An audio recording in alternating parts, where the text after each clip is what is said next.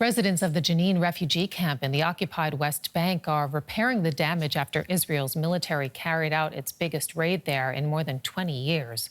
12 Palestinians and 1 Israeli soldier died during the incursion, which Israel says was successful in destroying, quote, terrorist infrastructure.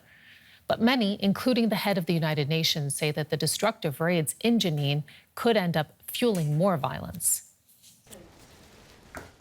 Trying to put a life back together. When Israel's army raided Jenin camp, the Fayed family were given just minutes to evacuate. No time to pack belongings or even their identity documents. Tahani shows me what they found when they returned. They broke everything. They spilled the oil, sugar. They broke all the jars, the windows, the doors. I didn't recognise my house. They vandalised it all. I'm still suffering. This is painful. I can't go back to my normal life. They searched everything. They destroyed everything. Across the hall, Mohammed shows me his brother's flat. This one will take much more effort to repair. They were searching here. You can see. They were searching for weapons since last week. So far, he says there's been no help from local authorities. Assistance by the Palestinian Authority, not at all. Most of the assistance we're receiving are from locals, from Palestinian other cities and other villages, and from the United Nations. According to UNRWA, the agency charged with assisting Palestinian refugees, around 900 houses in the camp have been affected, home to at least 5,000 people. The camp's only health centre was destroyed beyond repair, and many schools were damaged too. The full cost of reconstruction will take time to assess, and just who will lead that reconstruction is another uncertainty. This latest raid further exposed the lack of Palestinian leadership in Jenin, which is perhaps why Palestinian leader Mahmoud Abbas made this rare visit to the city, his first in over a decade. It's that absence of the Palestinian Authority that's often blamed for growing militancy in the camp. Israel's military says they were successful in rooting out militant weaponry and infrastructure. But militants we spoke to in the camp say they are undeterred. The situation will not end until the occupation ends. If we die, others will replace us. We will keep going until the end. For every fighter, he says, they have 10 more willing to replace them. We keep going. We don't get sad. We have no emotions anymore. We're happy for the martyrdom, and 20 come to replace him. We keep going. The younger generation and the old one. This family, meanwhile, is trying to find the will to rebuild, even as the spectre of more violence hangs over their lives. And the author of that report, Rebecca Ritters, joins me now from Jerusalem. Rebecca, Palestinian President Mahmoud Abbas paid a rare visit to Jenin yesterday. How was he received?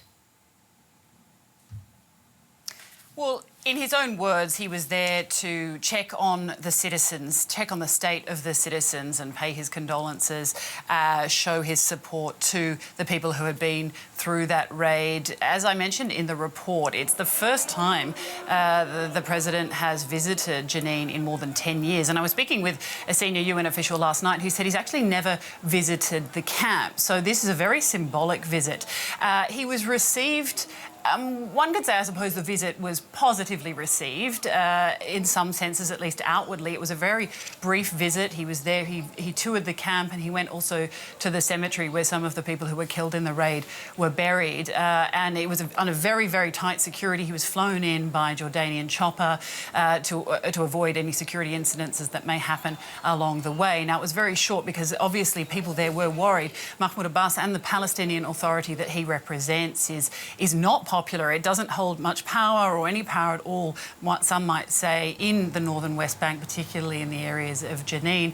And people there were telling me in the lead up to this that they feel completely abandoned by the Palestinian Authority, that these raids happen all the time. And where are the Palestinian Authority? Where are they? Why are they not here helping us? So, in order, on a political level, this is obviously Mahmoud Abbas's attempt to try and turn things around, to try and turn that image around. Just how how successful it was, well, time is going to tell on that one. It's hard to say. The visit itself went on without a hitch, but people on the ground still saying that they're not won over by one visit, and what happens in the weeks and months ahead will determine whether or not this was successful.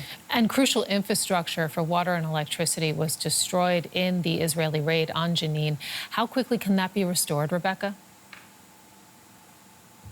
Well, I was in the camp the day after the raid, and even then we were seeing electricity being, people working on the electricity power lines. Water was being worked on as well. Now, those things were destroyed as the Israeli military ripped up many of the roads and pipes and cabling and stuff were destroyed. Now, the cleanup is still underway. I was then again, obviously, a couple of days ago to research that report. And you can see it was definitely looking a lot better than it was, obviously, the day after, but there's still a long way to go. As I mentioned in the report, UNRWA is saying that it's going to take time to assess, that this is a really complicated assessment process because of unexploded inordinates that still need to be removed before more assessment can take place. Now, the health centre as well that I talked about, now that's critical. That's a UN health centre. It's the only one in the camp. It was destroyed beyond repair, and the UN say that they're even going to move the location of the health centre now because it is continually damaged in these raids, or is often damaged in these raids, I should say. So the situation for people in the camp in ordinary times is dire, and obviously at the moment it's a lot worse. DW correspondent Rebecca Ritters, thank you so much.